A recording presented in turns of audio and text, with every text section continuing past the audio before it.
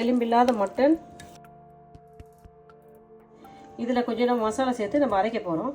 ஒரு கைப்பிடி அளவுக்கு இஞ்சி சேர்த்துக்கிறேன். கைப்பிடி அளவுக்கு இந்த பெரிய சைஸில் நான் ஒரு 8 பூண்டு சேர்த்துக்கிறேன். சின்ன வெங்காயம் ஒரு 10 வெங்காயம் எடுத்து சேர்த்துக்கிறேன். ஒரு கைப்பிடி அளவுக்கு கொத்தமல்லி தழை சேர்த்துக்கிறேன். நீங்கள் காரத்துக்கு ஏற்ற மாரி 2 பச்சை மிளகாய் சேர்த்துக்கலாம். இதை அரைச்சி கொண்டு வந்துடலாம்.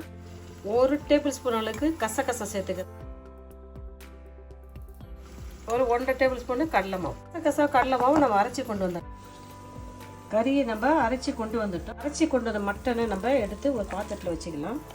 அரைச்சி வந்த அந்த மட்டனை ஒரு பாத்திரத்தில் மாற்றி இங்கே பாருங்கள். நம்ம கடலை மாவு அந்த கசகசா அரைச்சனில் அந்த கடலை மாவு கசகசா அரைச்சிட்டு நம்ம இதில் சேர்த்துக்கலாம்.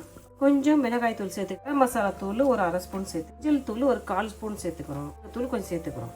ஜீரத்தூள், மல்லித்தூள் ஒரு 1/2 ஸ்பூன் சேர்த்துக்கிறோம். தூள் வகையெல்லாம் சேர்த்துக்கிட்டோம். திட்டம் உப்பு சேர்த்துக்கலாம். அதில் உப்பு, மல்லித்தூள், மிளகாய் தூள், ஜீரகத்தூள், கரம் மசாலா தூள், அப்புறம் இந்த கடலை மாவும் கசகசாவும் அரைச்சது இதெல்லாம் ஒரு டேஸ்ட்டுக்கு வந்து உப்பு, மிளகாய் சேர்த்துக்கலாம். இப்போ இது நம்ம எண்ணெயில் போட்டு சின்ன சின்ன உருண்டையாக பொரிச்சு எடுக்க போகிறோம். ஆனால் ஒரு சின்ன சின்ன உருண்டையாக உங்களுக்கு ஏற்ற மாதிரி அழகாக ஒரு சின்ன எண்ணெய் சொல்லி ஆகுது. எண்ணெயில் போட்டு அழகாக ஒரு கோலி கொண்டு சைஸில் அழகாக நம்ம சின்ன சின்ன உருண்டையாக பொரிச்சிக்கலாம். சின்ன சின்ன உருண்டையாக போட்டால் சீக்கிரம் வேகும். எண்ணெய் சூடான பிறகு அண்ணனை கம்மி பண்ணு. இது ரொம்ப நாள் வேக வைக்கணும் அவசியம் கிடையாது.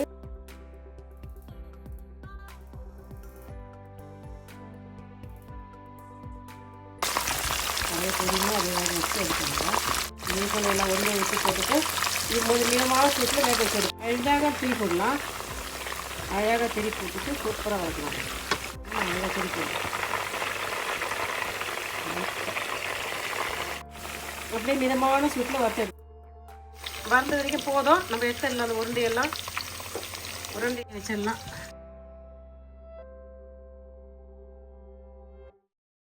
பாருங்க, எல்லாத்தையும் நம்ம அழகாக வறுத்து எடுத்துட்டோம். இது இப்படி இருக்கட்டும். இதுக்கு ஒரு மசாலா ரெடி பண்ணிக்கலாம். 2 பெரிய சைஸ் வெங்காயத்தை நல்ல எண்ணெய் அழகாக ஒரு 100 கிராம் அளவுக்கு வந்துடுச்சு.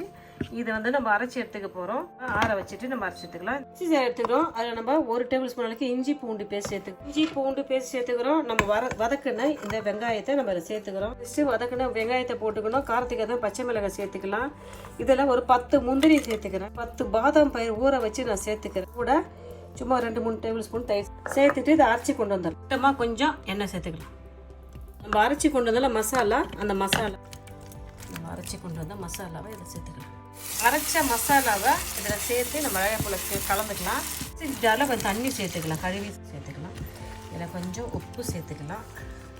கொஞ்சம் திட்டமாக உப்பு சேர்த்துக்கலாம். கொஞ்சம் மிளகுத்தூள், கொஞ்சம் ஒரிகனோ, கொஞ்சம் மிளகுத்தூள், உப்பு, இந்த ஒரிகனோ சேர்த்துக்கிறேன். நம்ம அரைச்ச மசாலாவை நான் இதில் போட்டு அழகாக கலந்துக்கிறேன். 2 டேபிள் ஸ்பூன் அளவுக்கு ஃப்ரெஷ் க்ரீம் சேர்த்துக்கிறேன். சேர்த்து இதை அப்படியே கொஞ்சம் கலந்துக்கலாம். அந்த மட்டன் உருண்டையை நம்ம இதில் சேர்த்துக்கலாம். பொரிச்சு வச்ச மட்டன் உருண்டையை இதில் சேர்த்துட்டு சும்மா ஒரு 2 நிமிஷம் உருண்டையை இந்த மசாலாவில் போட்டு ஒரு வதக்கிடலாம். கொஞ்சம் சேர்த்துக்கிறேன். நான் காஷ்மீர் மிளகாய் தூள் கொஞ்சம் சேர்த்துக்கிறேன். கரம் மசாலா தூள் கொஞ்சம் சேர்த்துக்கிறேன். அப்படியே கொஞ்சம் ஜீரகத்தூள் சேர்த்துக்கிறேன். எல்லாம் தூள் வகையெல்லாம் சேர்த்துக்கலாம். விஷயம் அப்படியே இதில் வேகட்டும். கிட்ட வாங்க சாப்பிட்டு பார்க்கலாமா? லக்னோ ஸ்டைலில் நம்ம மட்டன் குலோஃப்தா கிரேவி பண்ணிட்டோம். பாருங்கள் என்ன அழகாக சூப்பராக ஒரு ஹெல்த்தியான சாப்பாடு நினைக்கிறேன். இந்த வீடியோ உங்களுக்கு ரொம்ப யூஸ்ஃபுல்லாக இருக்குன்னு நினைக்கிறேன். நீங்களும் இதே மெத்தட் செஞ்சு பார்த்துட்டு நான் செஞ்ச இந்த லக்னோ ஸ்டைல் மட்டன் குலோஃப்தா கிரேவி எப்படின்னு சொல்லுங்கப்பா.